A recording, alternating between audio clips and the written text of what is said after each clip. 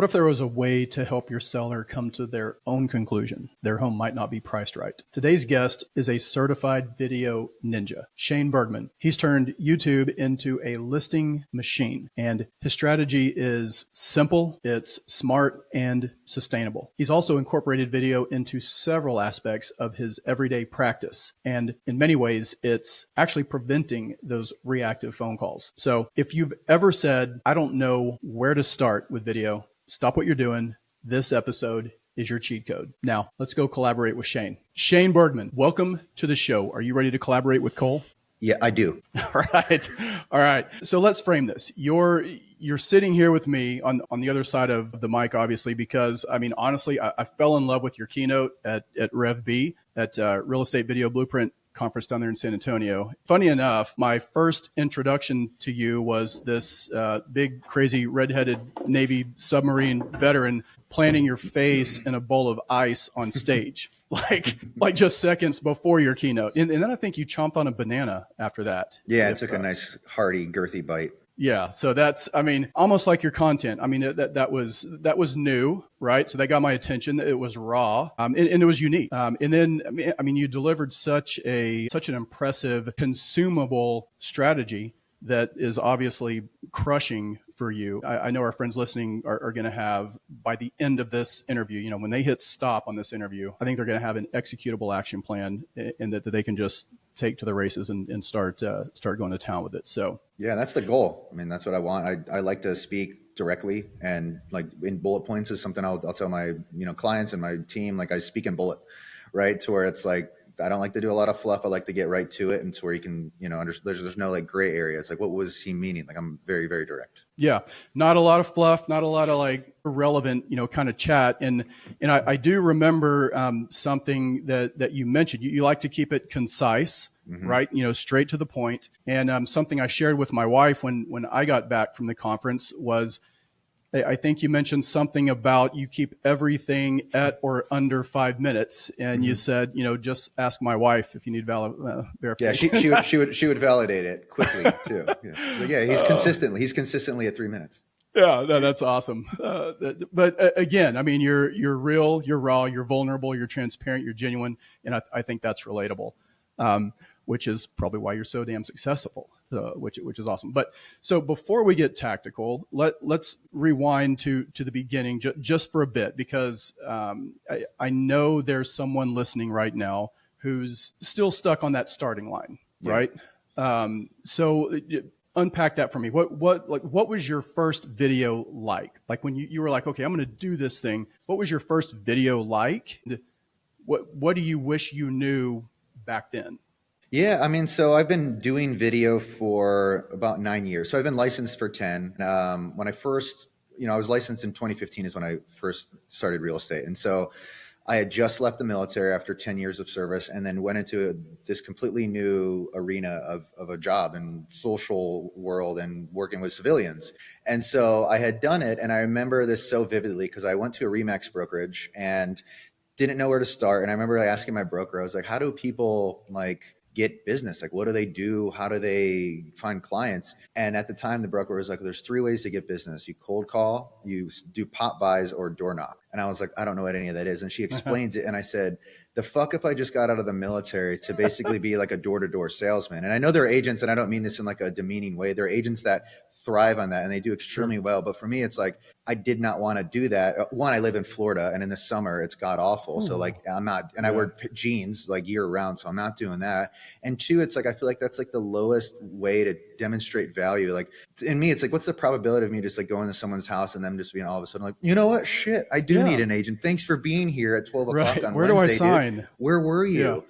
So it's like, there has to be another way. And that was like my first introduction at like trying to just find alternative ways to get creative. So one of the first real estate books I read was by Ryan Fletcher. And he was I don't know if you've read any of his stuff, Cole, but no, I haven't. Still a massive inspiration to what I do today. And so he was a mortgage broker. He's a professional copywriter. So a guy that writes sales ads. And wow. he wrote a book that's called Defeat Mega Agents. And that book is tactical. It's to the point. And he talks about basically how to be different, how to position yourself as an agent of value, how to position yourself as, not just a transactional real estate agent, but someone that builds a community and all these different ways to do it. And that was the first book that I read. And I was like, holy shit, like this is What was his name again? Ryan Fletcher. He has since wrote a couple other books. He has a coaching platform. I mean, he is amazing, dude. He does a newsletter that is just packed with data and information. But he was my first introduction to copywriting. And at the time, I didn't know what copywriting was. I thought it was literally like I thought it was plagiarism, right? That's what it sounds like. But copywriting is the art and science of writing ads or writing a compelling email or even a Facebook post. That's copywriting when you do it right. So so you're talking about writing copy. Writing copy. Yep. He's a copywriter is what they call those guys. So anytime you read an ad in like a magazine, there's a copywriter that wrote that. And my mind immediately went to copyright infringement but okay, I follow you. Totally different. So copywriting was my first thing that I was like, I want to learn more about that in real estate. So it was the first education path I went down, and still to this day, it is still my obsession when it comes to understanding. So in his book, it basically gave me a little bit of kind of encouragement and motivation to say, let's do something different. And then that was my introduction into video. And I don't mean this to be like an extremely long answer, but the context I think is important. So started doing videos just off the cut, right? On my phone, trying to either capture my inspector at a property and trying to find a funny angle to it. And so humor has always been a really deep part of the content that I create. And back then it was raw. It wasn't really like methodical. There's no strategy behind it. I wasn't really thinking about like who's going to watch this stuff, because these were the days when I wasn't really like, social media was vastly different. And to me, the only people that followed me on social media were like my friends and family. And I remember having an account with like 200 followers, and I'm like, shit, dude, like I have maxed out. I don't know anyone else. And the people that I do know like are starting to die. Right. Whether it's people I served with or like family members, I'm like, my numbers are going to dwindle. What am I going to do? And then it wasn't until someone had told me, they're like, you realize that like people that don't know you will still follow you. Right. And I was like, why? And like, because they're either going to learn something from you or they're going to be entertained, or both. But either way, it would give them a reason to track you. And I was like, oh shit. And that like completely, it sounds so funny to say, but it completely shifted my mindset to creating content that was like relatable to people that might not know me, but they would understand where I'm coming from. And so that's why like humor has always been a massive part of my content. It's because like I know there are people out there that have the same like dark sense of humor, or maybe the very like deadpan way of delivering something, or maybe it's highly sarcastic. And to me, it's like, if people appreciate that, they're going to know more about me. And if we become clients or friends, either way, they already know that about me. So it's one less barrier that we have to kind of cross in that social sphere of getting to know people. Okay. All right.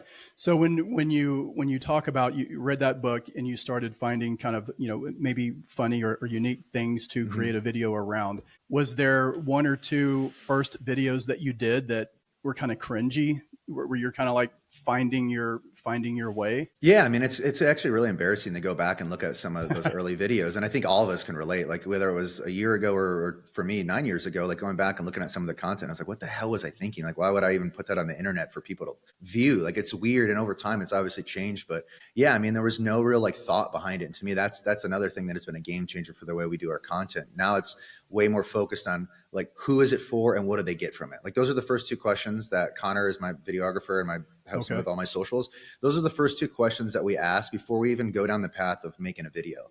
We want to know who it's for, and then what value are they getting from it? Is it a laugh? That's value to me. It's entertainment value. Right. Am I teaching them something? It's education value. Educational. Am I showing them something about the way that I work? Whether it's like they value an agent that's analytical or likes data or methodical, strategic, whatever it is. So it's like, to me, those are the first two questions we think about with every piece of content we do. It doesn't matter if it's on Instagram or on YouTube. The same thought process is now in effect. Yeah, that's a great framework. And going back to those first videos, I know that mine were cringeworthy, but it's like you gotta go through the cringe before they'll binge, right? I mean, you gotta get the reps in and just kind of get those out of the way and kind of feel your way through. And guess what? Nobody cares, right? And if it's so cringy that people are kind of laughing and talking about it, boom, that's probably a good thing, right? You still get people into it. Yeah, and I view it the same way. It's like you have to kind of get out there before you understand your way. And so for me, that's what this whole journey has been. It's like we've done videos that were not good, and so what can we change from it? So always using it as a point of reference to go back and like, how could we have made that better? Or what could we have said differently? Or how could the edit have been a little bit just better? Yeah. And I'm constantly going back and analyzing the things I do, not only in content. I mean, it scales out to like my fitness, my training for races, like all these other things. I'm constantly analyzing what I've done and learning from my mistakes. Yeah. Yeah. I love it. And I love those two questions. Those are great. So you enter every video. It doesn't matter which content type or which platform or anything, but it's who is this for and what are they actually going to get out of it? And I think that's the big shift, because it used to be, hey, look at me, this is what I do, and blah, blah, blah. Nobody gives a rip, right? No. And now it's all focused on who's actually going to see this and what are they, where's the benefit to them? Absolutely. Right? So that's awesome. The real reason that I have you on here is, like I said, at Rev B, your stage presence and then the things that you laid out were just, they were kind of, transformative in the way that I'm taking my approach now. But you've got a system now with at least the three types of content, each with a purpose. Yeah. And then there's the bonus, the fourth type of content that I talked with you about, that I took a lot of notes on. And that's probably the reason I made a note to myself to get this dude on the show as soon as humanly possible. And for our friends listening right now, if you work with sellers, i.e. listings, you're going to want to stick around for Shane's deep dive strategy.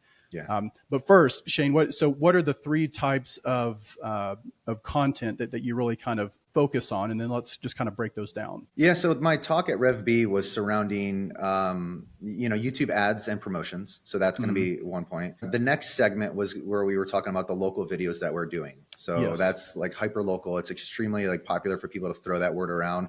We've taken it kind of to the next level. It's extremely hyper local, like extremely precise.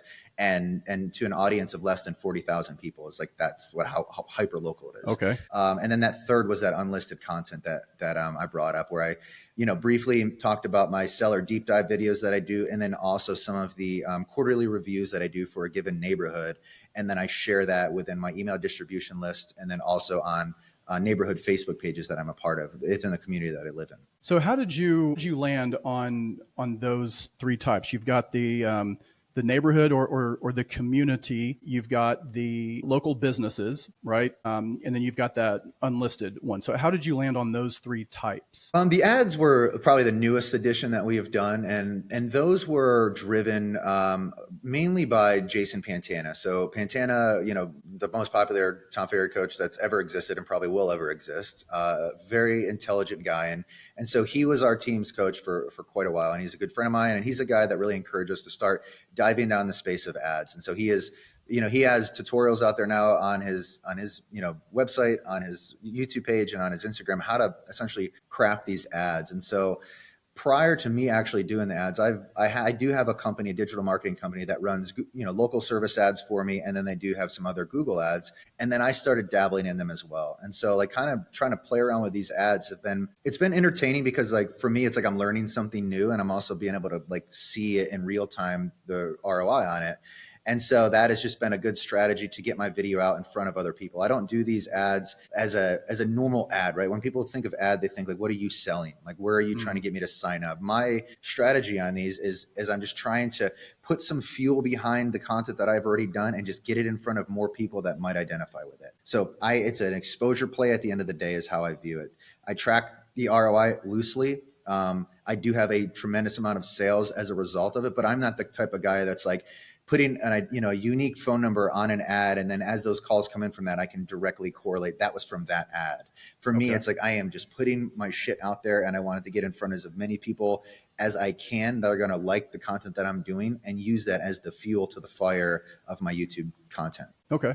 And you mentioned Jason Pantana. I saw him speak, and and this isn't a promotion. This is just a fact. I actually joined his or subscribed, whatever you call it, to his AI marketing academy. Yeah. So that thing just unpacks, everything, which is he drops more value and knowledge than anyone else that I know in the space. Like him and Jimmy Mackin, I'd say, are the top two guys that if you don't know them or follow them, like they're constantly dropping dimes.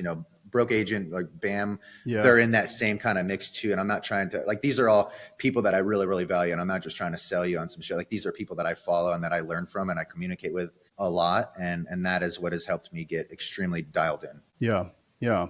One of the types of your contents is the local business kind of spotlight. And I've looked at several of yours. I'm going to include a couple of links in the description below. One of them that I just had to kind of laugh at, I think it was the Paisano pizza. Yeah. And it was just, you incorporate your humor in there. And I can't tell, are you on a golf cart when you're driving around? And okay. Yeah. So you're driving around and you're actually talking about, okay, yeah, Publix, we're there a lot. And then I think it was like Great Clips or something. You're like, I'll never go there. That place I'll never go to. And then so it's just, it's humorous so that you've got the education piece because you're introducing things to people either that are in that community or they're considering relocating to that community. But then you're also adding the humor piece in there, right? I mean, if you can entertain and educate in the same video, that's magic, right? Yeah. So I think, again, like, not to cut you off, that's been the magic sauce of our videos, because it's like, how many of these agents are out here doing videos that just fall really flat? Like, you're just providing really monotone, information. Like, you're reading a script. It's so like boring. Yeah.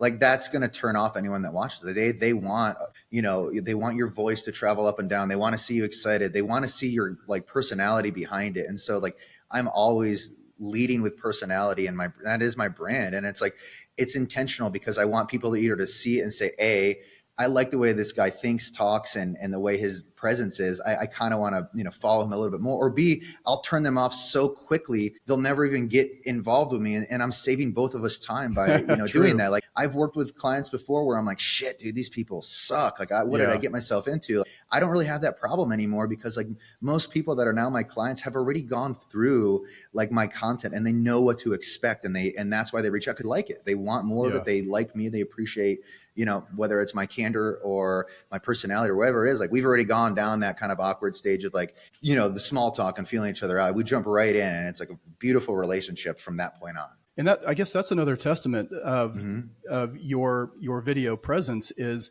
you're really shortening that gestation period in that relationship development, because when you finally do meet face to face, it's like they know you, right? Yeah, and they get you, and it resonates. Yeah, and it's almost like they some people have been stalking me for months or years. Like, I have a client right now from Instagram, and he's like, I followed you for 2 years, and like he knew like the morning cold plunges that I do, and he's like was referencing my content during us showing property, and I was like, oh, this guy has done his research, and then he was finally ready to buy. And then he reached out, and it's like, always want to ask, like, are you guys interviewing other agents? And 99% of the time, no, we've already made our choice, and it's you. They've already interviewed me over the last year or two by watching my content and saying, when I'm ready, that's my guy. Yeah, and that's that term that I'm becoming more and more familiar with, that passive prospecting, right? It's just this, you're while you're asleep, this machine is prospecting for you for free, essentially, right? Yeah. It's just out there. Yeah. Real quick, and this is just for my own curiosity, what temp are you doing your cold plunges at? 36. Gosh, dang. I'm just tiptoeing in that arena for the inflammation benefits and things like that. So before I drop money on it, I told my wife I would just go dip in our pool. And our pool in the last few mornings has been like 65, 67. In the first minute, I'm like, get me the hell out of here. This is awful. That's balmy. That's 36? Oh my gosh, that's insane. How do you pick your local businesses? Is there a criteria? What are you really looking for? So if like a restaurant, I'll start there. Like, for me, it's like, I don't want to cover a restaurant that I don't like, right? Because I would feel like it's not a genuine cover of it. I'm not doing this. I'm not getting paid by these restaurants. If I enjoy the place and I go there a lot, I feel like it's natural on camera. It's like, I like this. This is what I get here all the time. I've been here for 4 years. Like, I come back. It's really good food. You should check it out. Like, so for us, that's really important. It's a critical aspect of doing these videos. It's like, I don't want to just like cover everything because, at that point, it's like, I don't really know if I like this place. And then I think people on the camera can tell, like, is he just trying to sell us on this place because like they paid him to do this, or does he really enjoy it and he has actually been a client there for several years? And so that's how I'm choosing the restaurants. It's places that I appreciate. Sometimes it's new restaurants, so it's like my first time going there, and I will give so you will do that. Okay. Yeah, I'll give you a good critique on it, but like, I'm also, if it sucks, like, I won't push the video out there. If I don't have anything good to say about it, I'm not going to talk shit about a restaurant that doesn't do anyone any favors. Yeah. So I just won't cover it. So I just, and there's a That's lot of fair. restaurants that I appreciate here for different reasons. And so like, that's how we're knocking them out. And we're at a point now where there are restaurants that reach out to us to do things.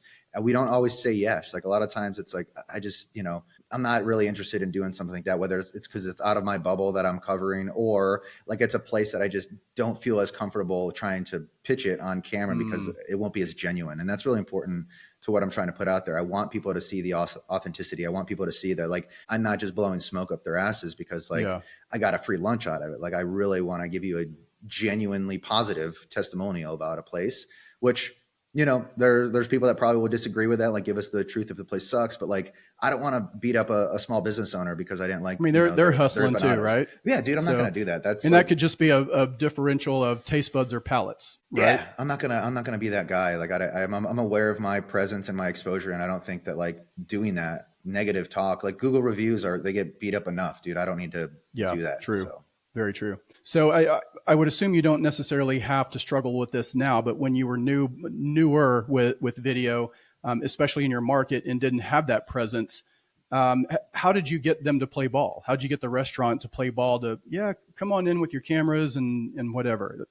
How'd you do that? The key here is you just don't ask. Okay. Right. So it's like we have asked twice in the past, and here's another thing too. It's like when we're doing these videos, we are not bringing in our gimbal and our full on camera setup. And I mean, we are shooting these on our phones. That's good to know. It's the one content we're filming that's not like high quality through our cameras. And so what we do, like our sequence on the restaurants, it's normally the last thing we'll film. So just from a overall like structure aspect is I have a block on my calendar every Wednesday from 10 to 2, and it's my content block. So we film every Wednesday from 10 to 2.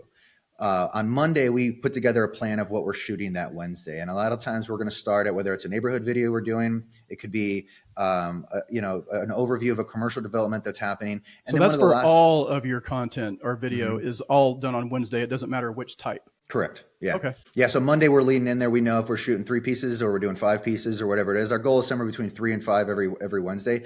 Some of these videos are a little bit longer. Like we filmed yesterday, we just did one video because it was a new entertainment venue that just opened up in our area. It's an indoor pickleball course and they have golf simulators. And so I brought my whole team and we just had like a good team outing there and we filmed some content of it. Like they reached out to us. I know the owners of it very well. And I was like, shit, dude, I'll block off my Wednesday if you can give us early access. And he's like, absolutely. And so that was a good combination of like a client of mine, good friends. Like I wanted to support them and we had a lot of fun. But on these other Wednesdays when we're filming, it could be, we'll start at a neighborhood and then we're going to go and do a commercial development and then we're going to be hungry. So we're going to go eat somewhere. And the way we do these videos is Connor, my video guy, he uses his phone. He'll capture some B-roll of the outside of the restaurant while we're in there, while we're looking at the menu. He'll check out some of the other locations. Like sometimes it's a bathroom, sometimes it's the bar, it's the patio. And then when we get our meal, he'll get some B-roll of the food. And then we go out front of the restaurant and I do my intro and outro at the same piece. So I'll do my intro like, hey, today we're here at Paisano's. We're about to have some pizza, whatever the whole spiel is. And then I will also close it out in a separate clip. And then you basically use those two as the front and back end of it, use the B-roll, and then you might do a little voiceover on it. And it's the easiest content that we put out. And it's all very kind of like streamlined. I mean, because we're doing that after every time we shoot. Okay. Very cool. And we don't ask permission of the owners of the restaurant. They don't even really know what we're doing. A lot of times what happens is we've done the content, we post it on YouTube, then the owners see it and then reach out and say, thank you so much. I wish you had asked, I would have given you more access. But it's like, I like kind of being discreet about it because then we're actually able to get like a very genuine review of the restaurant. Oh, that's true. Dining. Yeah. You don't have like the whole wait staff like sitting over you and just, here's this. Like, I don't want them to like more up relaxed, their game more for casual. It. Yeah. I'm relaxed, casual, and it's really easy for us to knock out. So that blows me away that you're just using your iPhone for that. Because for our friends listening right now, I mean, go to Shane Burgman's YouTube channel. Look at these things. I mean, they look like they're produced with some Sony cameras, or I mean, they look pretty amazing. I mean, every other piece of our content is on our Sonys. This is the one thing, because we just try to be a little bit discreet about it. We don't want to go in there and I also don't want to alarm the other customers. I don't want to create this big disruption. I don't want the owner coming out and saying, no, you don't have permission to do this. Like all these things. It's like, I'm just trying to give free pub to a place that I enjoy. And so we just try to be really respectful of that. And I don't want to like rock the boat in these restaurants. And I don't want the customers to be like, what are they filming here? Is there a TV show that I should be aware of? Like, we're just discreet, low key on it. We have our little flow. We're going to eat. We're going to say something nice about it. I'm going to talk about the ambience. I'm going to talk about the thing I ordered and why I like this place. And that's really it. These are short also. These are only a few minutes long. Yeah. Yeah, that's cool. Okay, let's jump into the unlisted content. I know there's a number of different types that roll up under that unlisted content, but the one that I've got notes from was the quarterly neighborhood update. Yeah. Explain what that is, and then I would like for you to share what tools you're using, like BombBomb or Loom, or how do you promote it, and so on and so forth. Yeah, and so for those of you that don't know, unlisted content is one of the 3 types of content that you can post on YouTube. So you have unlisted, you have public, and then private. So private is people that you have to give access to watch it. I rarely use private. So public is obviously anything you post to your YouTube channel and it's publicly, facing, like anyone could search it and find it. Unlisted, you have to have the link to view it of the video. Those are the only people that have access I didn't even to know it. that. Okay. Yeah. So most people that run ads use unlisted content as the ad. So it lives on YouTube. If you share that link with someone, they can watch it. So I have really kind of 3 things that I use unlisted content for, and I will finish with the quarterly one. So to answer that question directly. Okay. The first one, I started doing unlisted content during COVID. So during that year, I sold 69 homes, and I would say 30 of them were from buyers that I'd never even met. And so we were doing virtual I have to showings. ask you, because of who you are, and I know your humor, did you have a 70th, but you held off until the following year? I had a 70th that I gave to my sales partner. That's awesome. Yeah, I wanted to keep that 69 because then we obviously had some fun with like the 69, and it was a great number to land on, and it's one of my favorite combos. But sold about 38 homes to buyers that never even met, and so they would contact us and they would say, "Hey, we want to view these homes, but we're not going to be here." And so I started doing these virtual showings, and so I know agents that do this through a FaceTime, or they try to send 1-minute clips as a text, and I was like, that seems like a pain in the ass, because 1, I'm reliant on cell service, which isn't always great, and then 2, like getting that data over via a text is it could take forever. So I just started filming these on my phone, and then I would upload it to YouTube as unlisted, and then I would share that link with the client, and that they can watch it on YouTube. They could go back and watch it 40, 50 times, which a lot of these buyers did, and I'm covering the whole house. Like, these videos are on average between 10 and 13 minutes long. I'm starting in the front of the house. I'm saying, hey, I'm here. I'm across the street. I want to give you context of what the driveway looks like. And then I walk them through, and I'm literally narrating as I'm going through. I'm using my body as like a reference point. So I would get in the shower and I would flip the camera, and I'd be like I'm 6'3", like not a small guy. I'm in your shower right now. It's fucking cramped. This is a tight space. Just want you guys to know we're moving on. And then we'd go through, and I would rock that whole video out, send it to them, and then boom, I'm done. I fit it in my schedule. They get it. I rocked so many of those videos that year, and all of those buyers bought through those videos, and every single one came back and said, dude, thank you. You were so thorough. It was probably better. That video was probably better than us being in person, because we would have been rushed to go to the next one. So that was my first introduction to unlisted videos. And then I started doing these unlisted videos where I would do do you want me to go more in the seller deep dive or the quarterly? Let's do quarterly, and I want to save the best for last. Okay. So then we would do these quarterly videos that we're going to talk about right now. So these are where I've been doing this now going on 4 years. And so I live in a neighborhood with about 1,000 homes in there. And so I'm always tracking the data. As agents, we're going on listing appointments. We're looking at the comps. We're looking at the sales. We're looking at the stats. And so I thought it'd be a really good idea to look at a period of time, so a quarter, and then look at all of the sales for that given area, and then look at the median price points, look at the median days on market, and then notice trends that were going on in there. Like maybe pool homes represented 40% of the homes that sold, but they all sold for 20% more on the square footage. Like, that's tangible data that like homeowners in there are like, oh, I have a pool. So that kind of gives me an idea of what my home's worth. Yeah. And so what I do is I organize that on my desktop. So I'll get an MLS sheet of everything going on. I'll get a statistical sheet of all of that. And then I will literally just screen share, and I use a program called Loom. Okay. It's just a screen recording platform. And I go on there and I'm clicking through and I'm going over everything that I'm seeing for this last quarter. And I'm giving them the advice and just stepping in the role as an advisor as what I've noticed in this quarter, as far as what I've seen, what's been going on, and I'm just kind of letting it go. And these are also pretty long videos. These are sometimes up to 20 minutes. Okay. And so I've done this every quarter, and then I do a end of year review. So I do Q1, 2, 3, and then Q4 is end of year review. Okay. And so these go on YouTube as unlisted. I share these videos to my Facebook group for my neighborhood, and then I post it there. And then I also email it to my database of anyone that has ever emailed me, whether they live in the neighborhood or they're in Viera. They are on my distribution list within my CRM, and they get a copy of that video. And those are the only people that see that. It's not public facing. The only people that get it, Facebook group and then email lists, and that's it. Okay. So you're only promoting that to those with those through channels, those two channels. That's correct. There's a third channel that sometimes exists, but it's more of a traditional method where it's a mailer, right? So I'll send out a postcard into the same neighborhood, because I'm also assuming that not everyone's on Facebook, and also not everyone's watching stuff on Facebook. So I have a postcard where it's just the thumbnail on one side with a QR code in the middle, like almost where the play button would be on YouTube. And on the back side is going to be basically the things that I've noticed in the area. So I'll do like 3 or 4 bullet points of just a quick summary, and I'll let them know, if you watch the full video, it's a comprehensive overview of what, our neighborhood has done for Q1 of 2024 or 2025, wherever it is. Okay. So it's very, very thorough, and it's raw too. I am going through some of the things. I am stumbling and fumbling sometimes, but that's part of the natural kind of presentation of it. It's not I prep enough to where I know what I'm going to talk about and what sequence, but I'm not rehearsing it. And it's no different than going on a listing appointment and going over that data and sharing with your clients where their home needs to be priced, but you're just doing it in a macro view, and then you're giving it to way more people. Okay. Very cool. I'm curious, what system are you using to distribute? You mentioned your email list.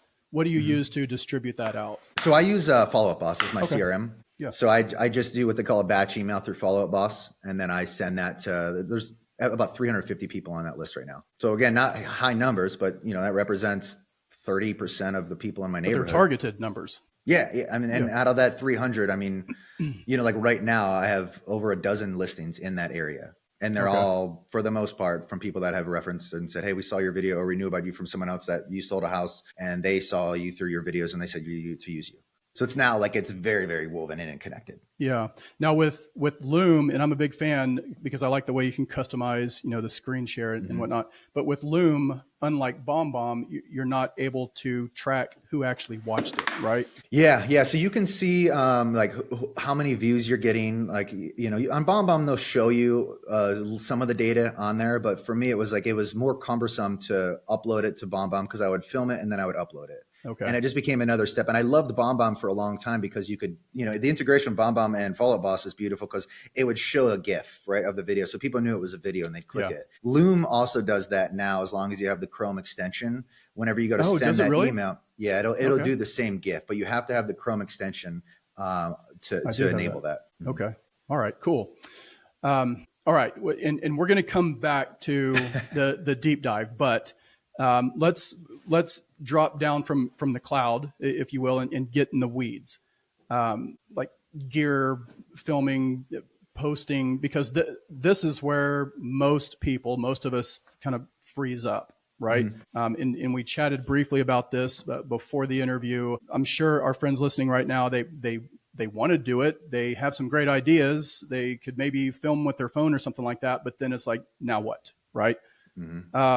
So let's start with gear. What gear do you actually use, and what do you recommend for someone that might just kind of be venturing into this space? So I'll start at the high end and then I'll go back down. So it's I do have a full staff videographer. He and I have worked together for 4 years. So he only shoots for me. So he's salary. He's my content, chef, what we call him, our video chef. Video chef. Video chef. We didn't want to call him a video guy. That just seems too boring. So video chef, because he's always cutting something up, man. He's cooking it up in the kitchen, dude. Yeah. So Connor and I have a very great relationship. We've known each other for a long time, and so he has a great camera. He's a Sony guy, so he's A7 series. Okay. We use DJI mics. I have 3 sets of those. So I have the Rode mics. I think those are great for certain things, but DJI, the wireless Go are incredible. I have a pair in my car, I have a pair in my patio, and then Connor has a set of the new ones. They're great. And then that's he has a gimbal that he uses. We have some other mics if we ever need alternative audio, but for the most part, we're shooting on his gimbal, his Sony, and then wireless mics. And then that is our setup there. There's the occasion that, like I said, we use our cell phones. So we're iPhone users. So he will use his cell phone for some things. And so that's like the restaurant videos and the occasional Instagram posts that we just can get it good enough on the cell phone. Okay. When I'm shooting my own content, which isn't a lot, like I am mainly, if I film something, it's going to go on stories. It's pretty rare. I'd say 1 out of like every 7 posts or so, like I've actually filmed it and I've actually posted it on my page. Everything else is at Connor's discretion. So Connor's editing, Connor's posting, Connor is doing that. That's his job. And when I'm filming, like I said, it's going to be on my cell phone, and I have the DJI mics that I do it. Like my morning cold plunge videos, for example, I have my phone on a tripod. I have the DJI wireless mic, in the bottom of my phone, and then I have the microphone on my hat. Okay. And so that is how I film that. I want really great clear audio, which DJI provides. You can adjust the gain, the different levels of it to where it sounds great. And then the stabilization of the tripod is important. And this is kind of like a weird nuance of me, but like most video guys would cringe if I told them this, but I shoot at 60 frames per second. And so when I tell Connor that, he's like, dude, no, like that's so stupid. That's too big of a data file, and it's way faster than what the natural eye can actually like process. And that's why I do it. Because it looks different. It looks clean. It looks like smooth. And if you look at my stories, like those are shot in 60 frames per second. And that's what my phone defaults to. I've changed it to where I'm shooting at 60, where most video guys are saying 24 or 30. Like that's the natural. Which is kind of the default on the iPhone. It's the default on the iPhone. It's a default on these great cameras. That's that we're shooting at. That's what the eye and brain can process, like without it looking weird and different. And like for me, it's like I want to shoot at 60 because everyone else is shooting at 24 or 30. And I want that visual kind of like just that one little subtle differentiator, right? Why is it so smooth and why does it look so crisp? And like, what the hell? I got to watch more. Whether they care what I'm saying or not, they're like captivated by the clearness of it. Yeah. So I know one of the questions that are probably burning right now with our friends listening and myself is, what does a video chef cost? Like maybe a range. What does that salary work out to be? You can give me a range. You don't have to give me specifics. I'd say between 50 and 80,000 a year, depending on your market. Like, that's my Florida market here. I think that probably scales pretty well over to Orlando. But if you're down in Miami or LA or some of these other bigger areas, like that's put another 0 behind that probably. Okay. But here it's like, I know agents that hire on a video guy for 50K a year. I'm at the higher echelon of that because Connor is more than just filming content and then editing it and then giving me that deliverable.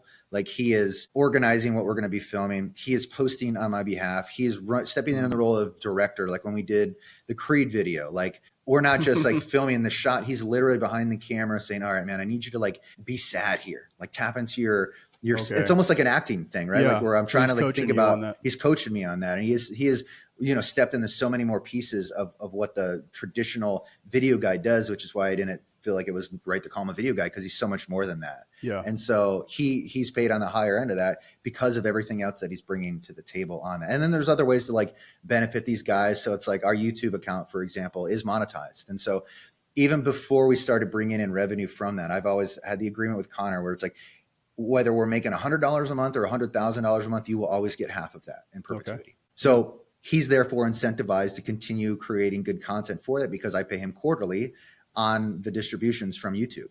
Yeah. So it's just another way to like his, I mean, he's making the content. Like I'm just the face behind it, but he's doing that. So as we become better and larger and more things or more views, like he's also compensated handsomely for that, and he's getting a salary. Yeah. Yeah. Walk us through your, I guess you call it your filming workflow. Do you script? And it sounds like you batch on Wednesdays, right? Every Wednesdays, but are you scripting this whole thing out? Do you wing it? Do you improv? How does that work? So I'll show you what my, we use Apple Notes, right? We've tried these other like project management tools. Apple Notes for us is just the one that's always worked. We try to get away from it. So we go back to it. So I have you can kind of see it here. This is our note. Wow, my phone is filthy. Okay. So it's just called Videos with Connor. And you can see we're categorized by all different types of videos. So we've got YouTube videos. We have public speaking things that we're doing. We have TikToks, Halloween, all these things. I mean, this thing like goes on. And then if you just click in, like, let's say this YouTube video one, like these are all YouTube ideas that we have. Okay. I mean, it goes in there. So everything that we collaborate on our videos go in there. And it could be inspiration from like yesterday I was driving by a vacant lot and I started investigating what it was. So I just popped in a note real quick with Connor and said, hey, let's cover this parcel. I want to know what's going on here. And we're going to do a YouTube video on that next week. So that goes in there. as we prep and we get in the prep on Monday, right? So Connor sends me an email. We call it the MPOA, which is the Monday Plan of Action. Okay. In that video, it outlines what we're shooting on Wednesday, what we're posting this week, and if we have time, what we're going to get to. So it could be a video that maybe we filmed 4 months ago and we just, have kind of put it on the lower priority list, but now we have kind of a lower week. So we're going to throw it in the mix. So he gives me that email Monday. I have enough time to prep before Wednesday to make sure we're tight on that. There's a lot of the time where Connor, if it's a neighborhood video or something like that, I'm the one inputting a lot of the data points I want to talk about. We have a blueprint that we follow. I'm just now plugging and playing. I'm looking at, again, average price for the neighborhood. I need to figure out how many homes are in that neighborhood. I need to figure out the year that they first started building in there and when the newest one is. So there's like 5 different data points that I have to go through and scrub the MLS and find. And then I plug them in our blueprint, which lives on our Apple Notes. And then when we go to shoot, we know our shot list. We know what I'm talking about. And so when we're there, I have a bullet line of what I'm going to say, but I build on it. So I use the reference point of, like, let's say there's 100 homes in here. I might build on it and say, this is a neighborhood that has around 100 homes. And if you think about the neighborhood across the street, it's 3 times the size because that's about 350 homes. So this is a much smaller one. I'm just trying to give more context, right? Okay. Like going in there, I'm not just saying this neighborhood has 100 homes. I'm using it as a reference point, building on it what I need to make sure the video kind of flows and that it makes sense. You mentioned video, or you mentioned a blueprint that you follow and you say you put it into the blueprint. Is it like a copy and paste in the different sections, or how does that work? Yeah, so we have, I'll see if I can find it on here, but we have basically a template that we use. I'll see if I can pull the template. So you can kind of see that here. So it literally says template video structure, duplicate for other areas. So this is our template that we use here. Okay. It'll say open with an emotional line. So that's our opening.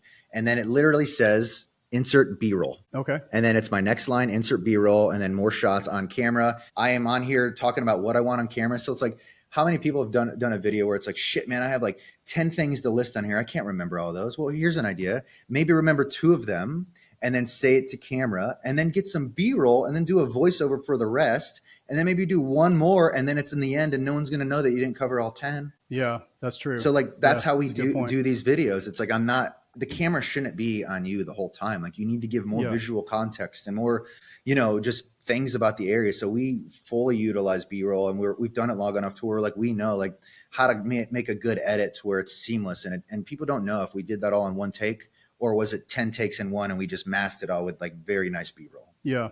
And that's a good point that you mentioned. You don't have to be in every single clip. And I mean, God bless them because they're still out there, trying, but I can't help but, kind of chuckle when I see an agent using a selfie stick and they're like trying to show you like, see this, if you can see this room behind, that get out of the camera. And that's where you just kind of tune out.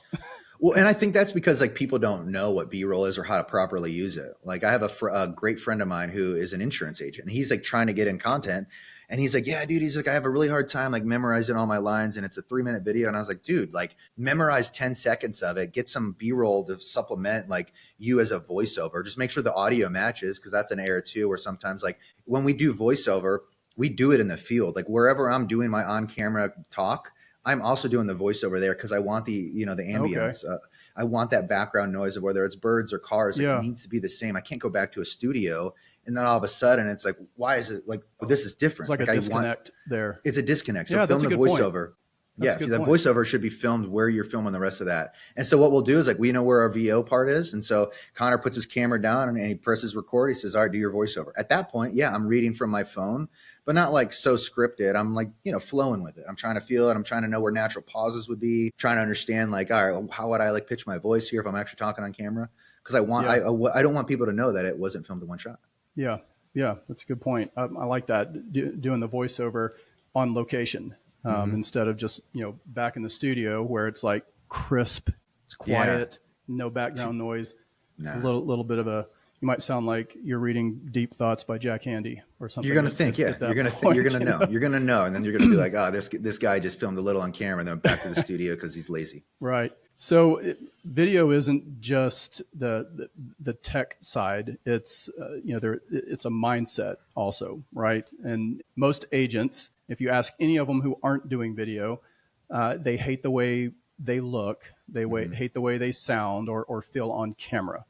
One of the things, again, that I loved about your segment at Rev B, the conference, was just it's like you have this raw, unapologetic realness about you, right? Let's talk about that. What helped you push through the discomfort of being on camera?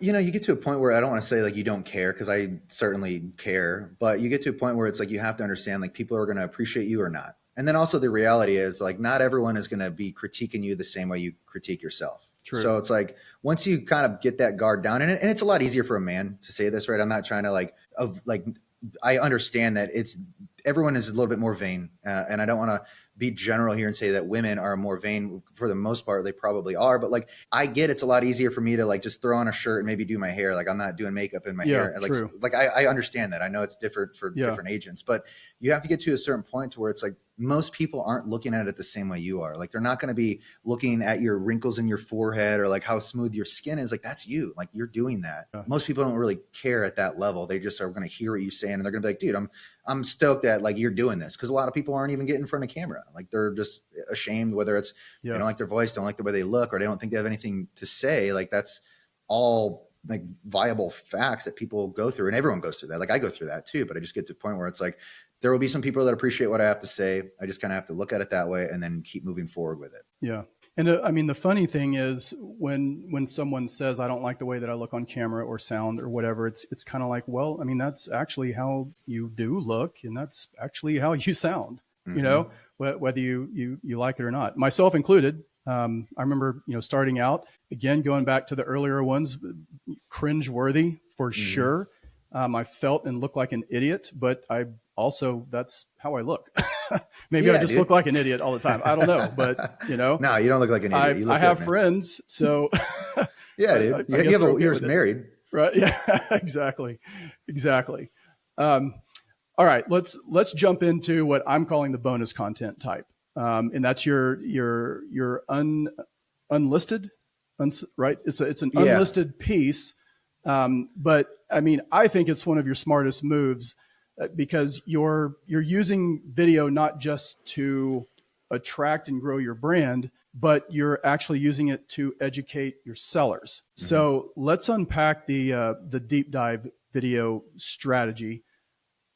How do those seller market update videos work? What's the format, the delivery, the tone? What data are you showing? Share that with us. Yeah, so I will use Loom here to record this, and then it goes in YouTube. If it was ever not recorded through Loom, it would be unlisted. But for the most part, all of these are Loom videos. So they're filmed live, and they are uploaded to Loom, and then that link is shared to the client.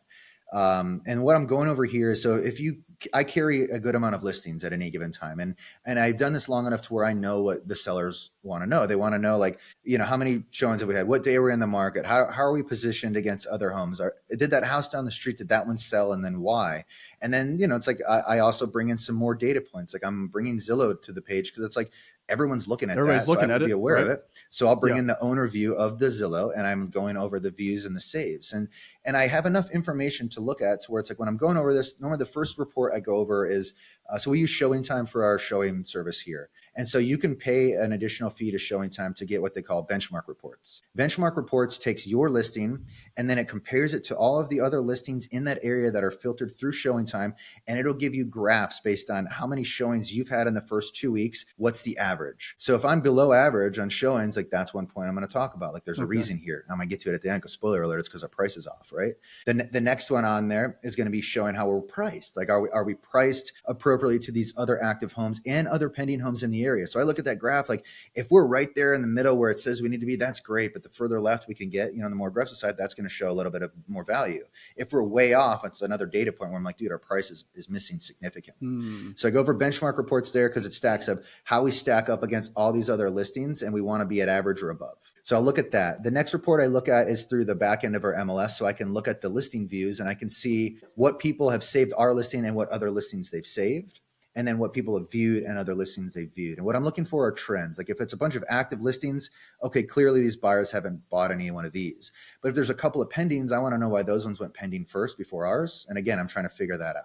So, and I'm not spending a ton of time on these. Like I'm looking at, this whole video is 8 minutes, maybe 7. Like I run through it pretty quick. Okay. The next piece I will go to is I'll look at the area that our listing is in, and I'm just showing where we're stacked up. Because maybe, it's this is normally the second week. So after I list the home, week 2, I'm doing this deep dive.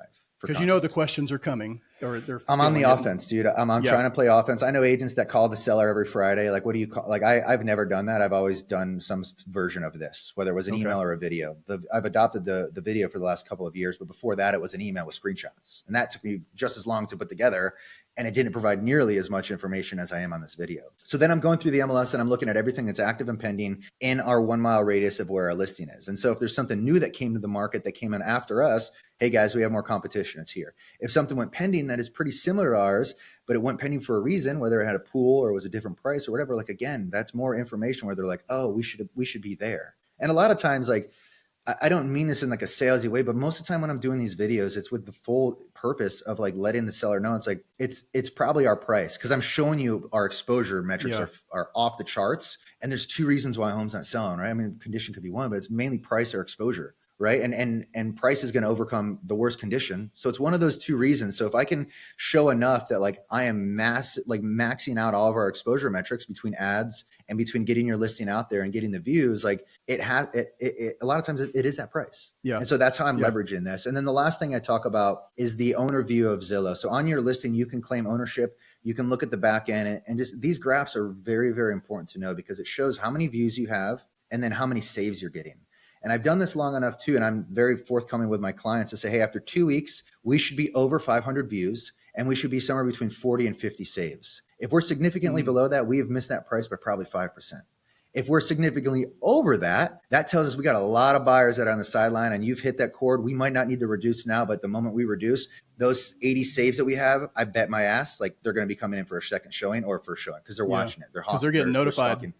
They're stalking it. Yeah. Because they get notified just like a new listing. So going into a price reduction with strategy behind it and understanding how it plays into the algorithms is like the way that a price reduction should be done. It should just be like, well, it's been 3 weeks, let's reduce it. Right. Like, are you still getting a lot of traffic? Are you still getting good saves? Like, these are the reasons why you need to reduce them, not just so you can get paid faster. It's like really like it's a strategy. I love it because you're essentially visually explaining why it might be price. You're giving them the intel, the analytics, the insights. So they're kind of as they're watching your video, they're probably starting to be kind of nod a little bit like, okay, I see. Okay, so they're almost kind of coming to that conclusion themselves without you calling them up and say, hey, it's been a couple of weeks, it's been 30 days. I think we need to do a price reduction. And a lot of times, like, I mean, there are times like I just did one last Friday and my suggestion was, we don't need to reduce the price. I feel like we're priced well. Like we have an above average amount of saves, above average views, like where it's getting out there. It's a slower market we're in now. Like, of course, like sales agents would say, let's get the price down. We got to keep momentum going. Like I said, let's hold strong. Let's go into week 3. If we don't get any showings week 3, at that point, we can make a decision. Yeah. But we still had good carry on showings through this one. So it'll get to a certain point where it's like, after a month of holding that price, like, I mean, it's probably clearly we need to do something with the price, but it's also with the context of knowing like what your market is doing and knowing that median days on market for my neighborhood is around 45. Like I know that like I'd love to sell a listing faster, but that's not always in the best interest of my clients. So it's like understanding what is happening behind the scenes and then giving them that proper recommendation or advice. Like that's why they're paying me. It's not because I'm just trying to, here's a cadence every 2 weeks, we're going to reduce until I sell it. Like that's not how I work. I use these videos to help me justify a price, and I'm trying to really show them versus just telling them, hey, we need to reduce the price. Well, why? Well, let me show you everything that I look at daily so I can get to this conclusion, not just because like your home hasn't sold in 2 weeks. That's not why I'm doing this. Yeah. And that's such a good default to fall back on, is to show and not just tell, because you're essentially eliminating the reactive calls that are going to be coming back to you, right? I mean, you're essentially showing them, providing all the data where they can see that, and they're almost drawing their own conclusion, and you're eliminating a lot of that reactivity. And you could frame that by like, this home sold and, it has a pool and it was priced here and it's bigger than yours. Like, why do you think that one sold? Like, and this isn't a script, like this isn't a sales script, but the natural answer is like, well, because it was priced better. Yeah. And it had a pool and all these other things. And then they're like, well, we don't have any of that. And we're overpriced on that. Yeah. And then they're like, oh shit. Let me ask you this. I don't know if this would breach any kind of privacy or confidentiality, is there a video that you could share with me that I could share with them of one that you've done? Yeah, I could show you the one I did on Friday on a listing I have in Victoria, where I literally told them, like, my suggestion here is like, we don't need to reduce. Let's monitor week 3, which we are in week 3 now. We've had 3 showings this week, so we still have momentum going in. I said, I'll continue monitoring it, but like, you probably expect me to say that like we should reduce the price. I don't think that's the case here. I think we hold strong for a little bit. Great. And then keep seeing how week 3 is. Yeah. If you could maybe send that my way, and then I'll include it I'll text it in the to description. That way, again, if we can, for our friends listening, if we can remove all the guesswork, all the tired headness of trying to figure out, okay, I like his idea, but what should I say? What should I, if we can just show them that would be amazing. Yeah. And again, these are like very raw. Like it's almost just like me talking to them if they were on a FaceTime with me. Yeah. But I'm just going over data. I'm showing them everything I'm looking at. It takes me a little bit of time to put it together, but once I knock it out, I mean, full investment is probably 20 to 30 minutes to get that video prepped and recorded. Just think of how much time you're eliminating with incoming calls and texts and having to explain and all that with that 20-minute investment. Insane to me to do those. And I don't, jumping on a call to just tell someone, it's like, they're going to be mad. Like, that's not a call that they're going to enjoy, because you're telling them they got to reduce the price, and they're naturally going to want to know why. Yeah. And then you're just going to say some shit. Like, is it true? Like, not that I'm saying like my clients don't trust me, but like, sense. Yeah. Question for you, Shane. What's the worst video mistake you've made? Oh man. Worst video mistake I've made. I mean, can you narrow it down to one? No, I mean, it's a combination of a lot of things, dude. I mean, honestly, so this is one, when I was first doing video, I honestly thought I had to shoot the video in one setting. So I would make it, let's call it a 3-minute video, and I would get all the way to 2 minutes and 58 seconds. Then I would fumble the word at the end, and then I have to start all the way from the beginning, and then I would mess it up at second 15. And it would take me like 9 takes to get that 3-minute video in one piece. And it wasn't until I realized that like I could have just like filmed that back end and then just spliced it together, and that's the video. I didn't realize you could do cuts. And so once I learned that, I was like, oh, dude, this is amazing. I can do like 15 different cuts and merge them together. And now it's like, that's all edits are. It's just a cut. Yeah. Whereas before I used to have to film it in one shot. And if I couldn't get everything out the way I wanted in that one take, I got to do it again. That's funny. Yeah. No, I've been there before. That's funny. Yeah. But that came with learning and just making mistakes and trying to get better, and just, you learn tricks of the trade, and just like anything you do enough of, like, you're going to get better at it. Yeah. Hopefully. Yeah. Very true. Okay. 2 quick questions for you. What's your favorite tech tool that other agents need to know about? Dude, I've been on does Follow Up Boss count? Like, I don't know. Sure, yeah. I mean, whatever you want. I'll do 2, because these are related. So I've been a Follow Up Boss client for several years. I think it's an incredible CRM. It runs my business. It runs my day to day. My team is completely involved in it. Like, it is where a lot of the communication happens between our team. Every person that I make contact with lives in Follow Up Boss, and I use it to really drive my business. And then I have on the other side of it. So I use a program called Real Scout. Real Scout is, really used for 3 things. It's a great tool for buyers to conduct a search. So you can send it to them as a buyer search app, where they can embed the filters, they can build a search, and then you can see it on your end, and you can add in other filters, and it's all housed through a single app, and you can communicate there.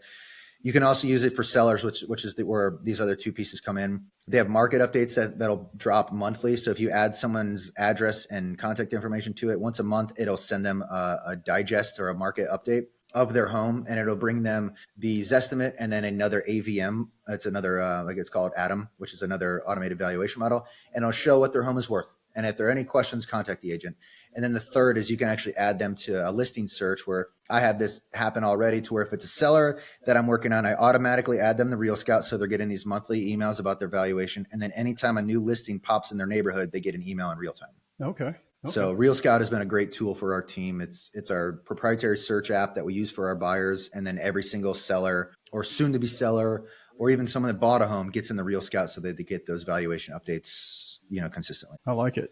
Do you have any idea if that's similar to HomeBot? The AVM portion is similar, and then the costs are similar, but HomeBot, and I was a HomeBot guy for several years. Real Scout provides that, and then the buyer search portal. So for me to have that tool is important. So anytime I have a new buyer that's like, hey, what are the next steps? Hey, download this app so we can start doing search together. Okay. Instead of doing an MLS strip or encouraging them to go to Zillow, I have them do the search through Real Scout. I can see what properties they look at. I can see how many times they view a property. And to me, as an agent that's monitoring that, I'm like, dude, this guy's pulled up this street on Desmond 15 times. He probably likes it, maybe, Yeah. right? Yeah. And so then maybe I should also start doing a little research and then reach out to him and say, hey, do you want to go see this thing in person? Gotcha. Oh shit, dude, I was just about to text you, but I got swamped at work, dude. That's crazy. Like that you told That's me. all, Like, yeah. so it's a great tool for that. Real Scout has been awesome. We adopted Real Scout back in January. Okay. Yeah, I'm not familiar with that, but we'll include links to Follow Up Boss and Real Scout down below. All right, friends, if you are still sitting on the fence about video, I'm going to encourage you re-listen to this episode. Shane handed you a freaking playbook that costs you $0. It builds trust at scale, and it opens doors while you're sleeping. You got that passive prospecting. Go film something this week. And if you do, tag us. We'd love to see it. Shane, thanks so much, man. I appreciate you carving out some time to collaborate with Cole. And thanks for opening up your playbook, man, sharing some of that secret Shane sauce with your fellow agents. I really, really appreciate the time. Yeah, man. Happy to do it, Cole. And thanks for bringing me on here. And for anyone that watched looks like we're like an hour, 15-ish minutes in, or hour 10, like, thank you if you made it through this whole time. That's a big commitment of time, and I definitely appreciate it. So thanks. Right on.